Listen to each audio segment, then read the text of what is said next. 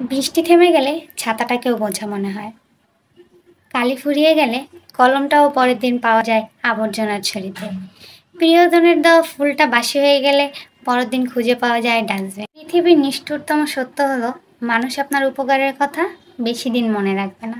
পৃথিবীর নিদারুণ সত্য তো এটাই, আপনি কার কাছে কতদিন গুরুত্ব পাবেন সেটা নির্ভর করে আপনি তার জন্য ঠিক কতদিন কিছু একটা করতে পারছেন।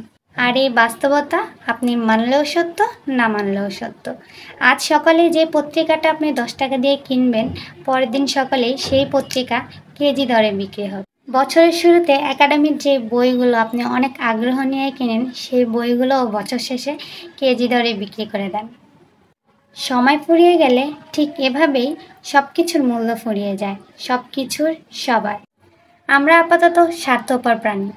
আমরা ভিক্ষুককে 2 টাকা ভিক্ষা দেওয়ার আগেও চিন্তা করি কতটা পূর্ণ অর্জন হবে।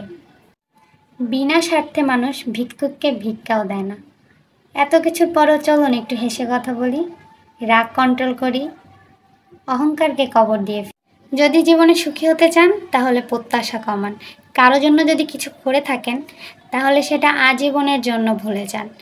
কেউ যদি আপনার জন্য কোনো কিছু করে থাকে, সামান্য কিছু, তাহলে সেটা মনে রাখেন, সেটা আপনাকে বিনয়ী করে তুলবে।